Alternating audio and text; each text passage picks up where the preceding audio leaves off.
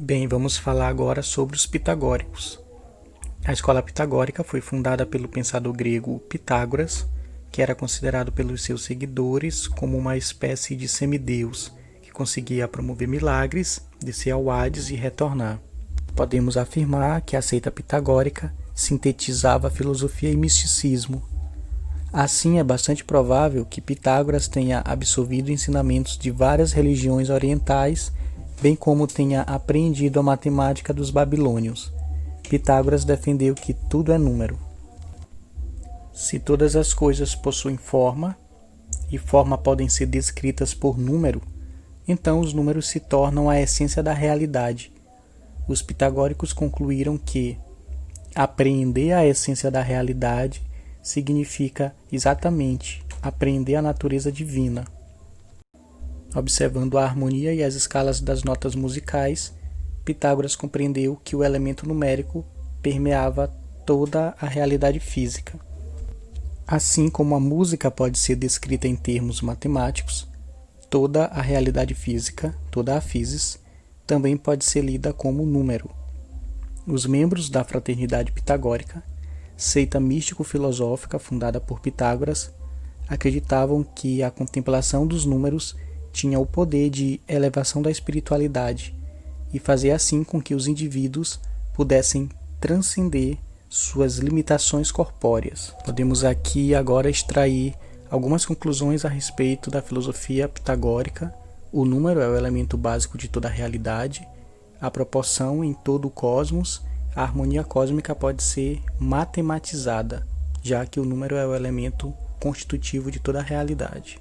Para os sofistas, a verdade era relativa à cultura na qual os indivíduos estavam ou estão inseridos. Tudo se reduz a uma questão de convenções e de costumes. Assim, podemos afirmar que sofistas representam um grupo de sábios e eruditos itinerantes que dominavam técnicas de retórica e de discurso e estavam interessados em divulgar seus conhecimentos em troca de pagamento de taxa pelos estudantes ou aprendizes. Os sofistas romperam com a tradição pré-socrática ao criticar os costumes e tradições da sociedade ateniense da época. Os sofistas foram pedagogos, professores que instruíam seus alunos na arte de discorrer com propriedade sobre os mais variados temas e de convencer os interlocutores a aceitar as opiniões do orador sobre a questão em debate. Isso, inclusive, foi um ponto de crítica que os sofistas tiveram que enfrentar. Os sofistas conceberam a educação como a apropriação do logos, da razão, sendo essa apropriação traduzida em termos de criação e transcrição de leis que transformaram radicalmente a cena política de Atenas. Nesse sentido, podemos concluir que para os sofistas a moral deriva dos costumes, portanto não existem de forma absoluta. Todas as divindades são fruto do costume. A igualdade e a desigualdade entre os homens não são naturais, mas são construções da cultura, da sociedade. Dito isso, passemos agora a tratar da filosofia socrática e, com isso, iniciar o período chamado de filosofia clássica. Sócrates, em vez de dar continuidade ao programa filosófico cosmológico dos pré-socráticos, passou a centralizar o estudo filosófico na investigação sobre o ser humano, sobre a natureza humana. Portanto, em vez de uma cosmologia, estudo do cosmos, Sócrates propôs uma antropologia, estudo do ser humano. Vamos tratar agora um pouco a respeito da vida de Sócrates. Sócrates foi um pensador ateniense, portanto grego, viveu em 470 a 399 a.C., preteriu o estudo da natureza para o foco no ser humano, como vimos, e na mesma medida criticou o movimento sofista que se radicalizou essa transformação. Sócrates propõe o abandono da especulação da physis por considerá-la dissociada das reais preocupações humanas.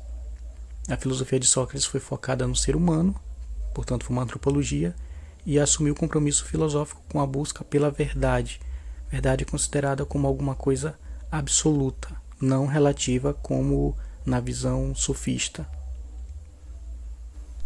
Sócrates defendeu que existe a verdade e o bem de maneira absoluta.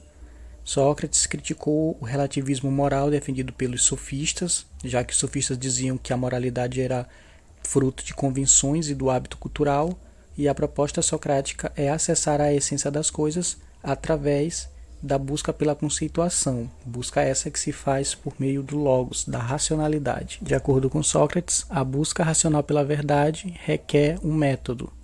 Para alcançar a verdade satisfatoriamente, Sócrates aderiu a um método. Método em grego denota caminho pelo qual seguir. Isso significa que é preciso estabelecer alguns princípios para direcionar o método. A metodologia socrática é um sistemático método investigativo e um conjunto de interrogações que se inscreveriam definitivamente na reflexão racional, inaugurando uma tradição filosófica que perdura até hoje. O método de Sócrates é dialógico, visto que é um método que se perfaz por meio de interlocução e do diálogo que é dialético, e que estimula o embate de ideias em busca da verdade. Um dos elementos mais importantes do método socrático é a chamada maiêutica. A maiêutica representa a última etapa do procedimento metodológico socrático para a busca da verdade. Sócrates estimula seu interlocutor a se concentrar em um assunto, lança uma tese e busca a verdade sobre a tese exposta. O segundo momento é o da indagação.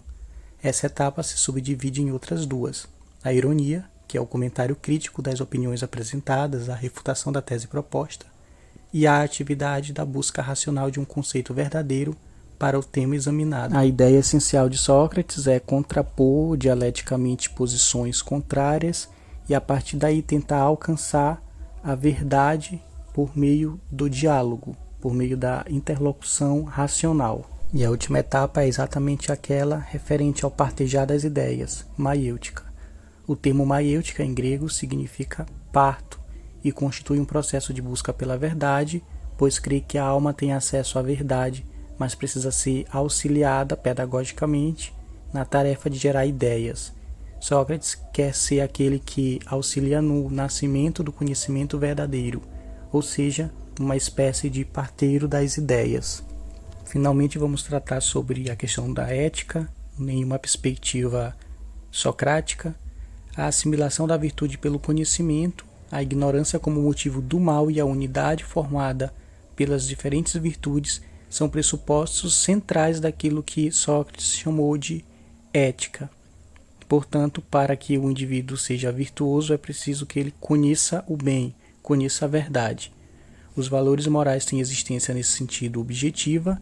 Bem e mal não dependem de um acordo social para defini-los. Existem em si e por si mesmos. E apenas podem praticar a virtude aqueles indivíduos que conseguem saber o que ela é.